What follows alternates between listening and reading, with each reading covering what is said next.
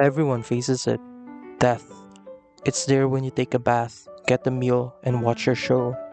Like a patient friend waiting for you outside. He waits until you have done your rituals. You go and wash away the bacteria, fill your stomach, and distract your boredom. All this just to tell him, just a little while longer.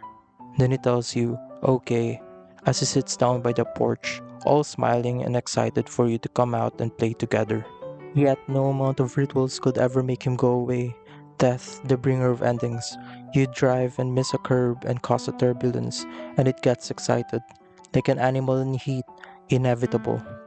What follows death comes extinction, the phenomena of disappearing forever. Ideas can disappear, so do humans and animals. To be extinct means to be conquered by something of superior force. That is, we are extinct when we are rendered out of service by the conqueror. To be conquered is a fear many of us find revolting, as it is against our survival instincts in the first place. However much we fear it, we nonetheless see it as a risk we have to endure in order to advance as a species. Science is both terrifying and beautiful in that way. We once used lead for plumbing and asbestos as a material, not knowing the effects on health it brings. Tobacco was once widespread, while cinnabar was once known as a philosopher's stone, not knowing it's actually mercury. Plastic nowadays is in the air and in our balls. We truly do not know what we are dealing with after all.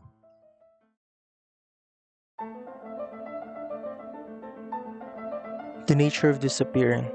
It is easy to imagine why we would be afraid of it, for as humanity has placed great importance on values, ideas, science, and all that is about becoming and making a mark in history, that the idea of disappearing is an antithesis to everything we have ever built.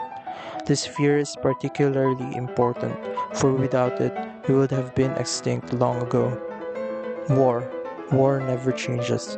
From banging rocks and sticks together to launching steel against each other, only our means have changed. We have invented nuclear warheads capable of eviscerating humanity in mere moments, and making the places it touches turn to a wasteland capable of causing cancer and mutating any animal that takes shelter. We also have just had a recent dictator, namely Adolf Hitler, commit genocide against a demographic of people with the expressed intention of putting them into extinction. And that's not the only one, as we have a plethora of other genocide attempts that have happened and are currently happening right now. It is impossible not to think about war and the possibility of extinction with how the world has been for the past few years. The current American and Iran conflict has opened up to many new conflicts that may happen as a result of China and Russia finding it as an opportunity to further their agendas, namely, of taking Taiwan and waging wars against Europe, respectively. The future suggests a war will come, but it is more likely that the conflict builds over time. Even then, the idea of a nuclear apocalypse still looms over the world as each country of interest develops their nuclear capabilities, threatening each other of mutually assured destruction.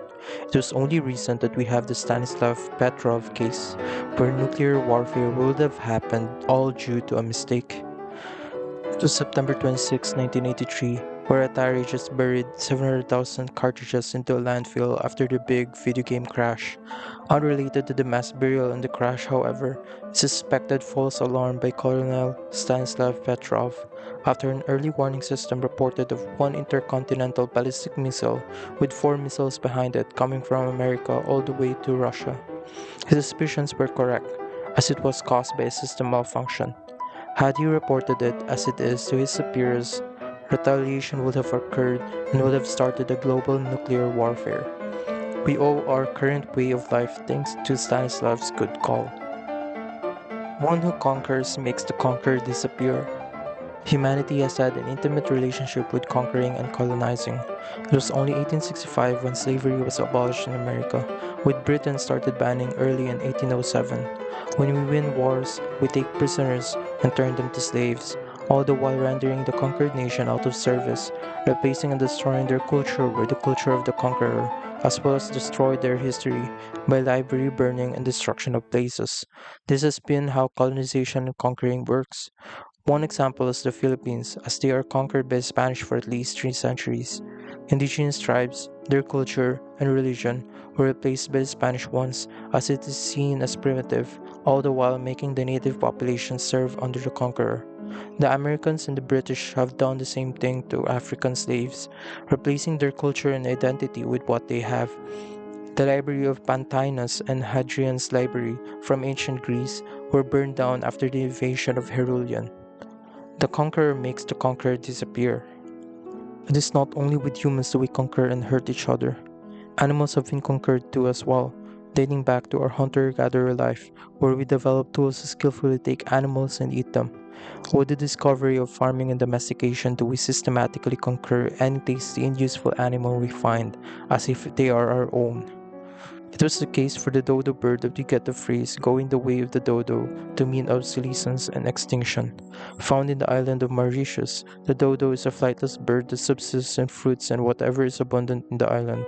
Our introduction to Mauritius wildlife disturbed the population of dodos, as we hunted them for food as well as introduced invasive species that feed off them and take away resources from the island. It's easy to think about, as if it's just another accident humanity had with our insatiable appetite for exotic and wild animals. We would not be laughing had it been turned against us, where an alien invasion were to occur and ravage our population the same as we did to the dodo. The Black Forest theory states that life in the universe is actually dangerous, like a forest full of predators, and we are lucky that we have not encountered any predator yet that which would have conquered us easily. Sending out the golden record into space, as well as transmitting radio signals to shout into the void of space, may have been a bad idea after all. To imagine that humanity is easily conquered, like a naked child, and this universe is scary. We have no single precaution or even plan against space invaders, and we rely solely on our luck, hoping that the intelligent life that we meet in the near future may be kinder and more like us. But alas, difference breeds animosity. We are not sure if they would have the features of a human, let alone share the same ideas as we do. Maybe they see us as food, or lacking in sophistication. Who knows? It is in our nature to ask for help. We find terror in the unknown, of becoming lost and alone. When we ask for help, we use signals and language to communicate. But what happens when there's no way to ask for help at all? In chess, whoever checkmates the other king wins. We conquer each square the king occupies and can move to, until there is nowhere to go. The conquered king has nothing to do but give up and hand over the game, alone to their failure. No way of asking for help. You must take your opponent into a deep, dark forest where 2 plus 2 is 5, and the path leading out is only wide enough for one. Mikhail Tal, a Soviet chess world champion, once said. It explains how he made his 95 consecutive game streak without a loss in the first place, striking fear in the hearts of his opponents whenever he moves. Indeed, like chess, the conquered, having been lured into the deep dark forest, must endure the horrors of extinction. The conquered has no way of asking for help. You're left to your own decisions and failures, and in failure, you risk extinction, gone without a trace. The bystander effect is a tendency for individuals to less likely offer help to a victim in the presence of other people. It is first proposed after the murder of Kitty Genovese in 1964, where 37 bystanders are aware of the attack but had not come for assistance or called the police. You'd imagine that with 37 people, you could tackle the attacker out and overwhelm it. But as it turns out, people are far more concerned of the mortal consequences that affects them than for the better good, or that they're waiting for a savior to come into the situation. Conquered by fear, individuals are far more concerned of themselves than others. This is the unfortunate truth. There's no way to ask for help, afraid for our own mortality, alone to our own failures. One who is conquered disappears. One of our greatest fears, which ties to our fear of extinction, is our fear of rejection. We are hardwired to take a hard hit when we are rejected by people, as it is a death sentence when we used to live in tribes. It is impossible to survive when we are alone in the wild. If we are found to be too undesirable, we are kicked out of the tribe. Over time, this anxiety evolved with us to combat the risk of rejection. Without this anxiety, we would have unnecessary trouble with our relationships. Yet, what happens when the tribe grows bigger and bigger? That's when fame comes in. where life is all about falling into the abyss of human expectations, nowhere to go, conquered like a slave. Anxiety, stardom, and people. More people than you'd ever remember. Dunbar's number states that we only get to maintain social relationships with 250 people before it becomes impossible for one to remember in our life. Meet Michael Jackson, one of the most famous musicians that we still call the King of Pop. His Liverpool 1988 and Prague 1996 show was attended by 125,000 people, one of his most attended shows in history. So many people know him, yet he barely knows one of them. His specialness has inspired many to become stalkers and worshippers, seeing him as more than human. I mean, he made Billie Jean, so I get where they're coming from. Fame feels like being a criminal getting away from an explosion. Michael suffered from insecurities with his nose, as he famously operated on it at least 2 times, with it collapsing and causing extensive pain. Like an explosion, Michael wants to get away, but the more he does, the more he becomes a shell of himself, only living his life to serve people's expectations, becoming a ghost to a world who only cares of itself. One who is conquered disappears, and Michael disappears. Court cases, controversies, and extensive operations, demanding stage performances and declining vocal cords, conquered by expectations and devoured until there's nothing left. The conquered's last plea is to be respected, whether they deserve it or not. There's a reason no one makes videos like me. Because no one wants to live the life I live or be in my head. They would be miserable. Are you happy? Um, I, I'm gonna be honest. So far, more unhappy than happy. Even if that's the case, we all know we want to be in their situations more than we are afraid of being in the spotlight. Even if just a little bit, we want some of that opulence that they can afford due to their status. We want to be conquered, even if it means we'll disappear.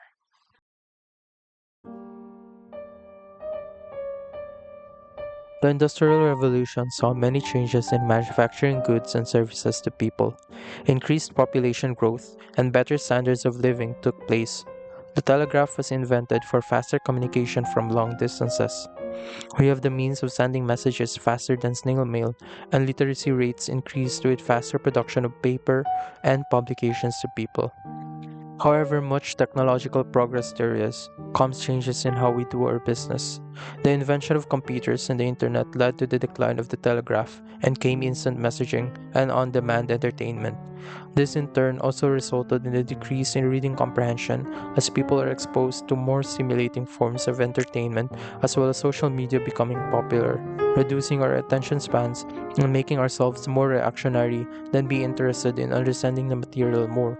The rise of AI summaries and AI made content exacerbates the problem, as people are becoming more reliant on computers to do the thinking for them, hindering their critical thinking skills and making them dull and easily manipulated. Reading for pleasure has become obsolete, as it is much more stimulating to play games or watch movies.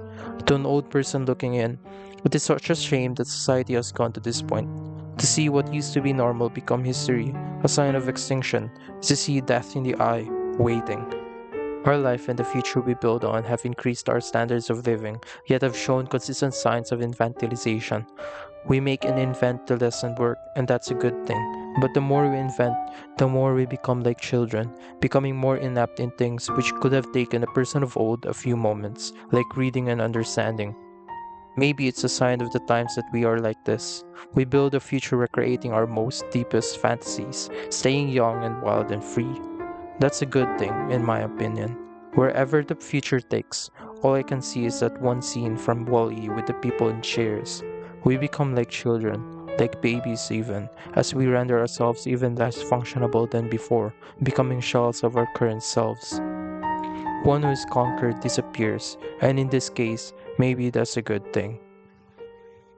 In the future, maybe we would encounter more changes like transhumanism, where people enhance their bodies and maybe invent new senses that elevate their humanity. Maybe we would really see cat girls and dog people, or maybe we would see mutated human beings with brain chips that send messages telepathically. The future is becoming weirder, and our current reality may become obsolete in the future. Carcinization is a process of evolution where a non crab animal evolves to have a crab like body. It is a popular meme back in 2019 where all animals are destined to become crabs in the end. It is a gross misunderstanding, however, as not all animals do become crabs. However, the meme stuck, and to use it as a simile, our way of living have become like crabs. Having an outer shell and an inner flesh, where our outer shell is our homes and buildings, and inner flesh is ourselves becoming less functioning due to technological advancements. Our advancements play on the pattern of us outsourcing our brains and body to computers and robots.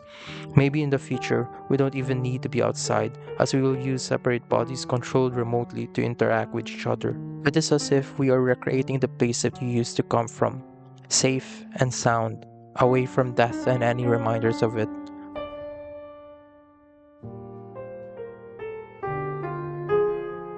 Extinction is upon us. Death, the bringer of endings. There is no stopping an unstoppable force. Time, and with time comes changes. Changes in our way of life and in how we understand reality, as our own one ends, slowly taken away.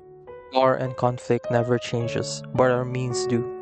It's hard to see how things will be in the future, as advancements are becoming more and more potent enough that we don't even need to function like we used to survive, and that it may threaten our own survival in the first place. Maybe someday, before we all do go extinct, we get to remember what we used to, and look back and realize that it's not that bad. The kids these days are missing out on old stuff, but it doesn't matter anymore. Maybe it truly doesn't matter anymore. Thanks for watching.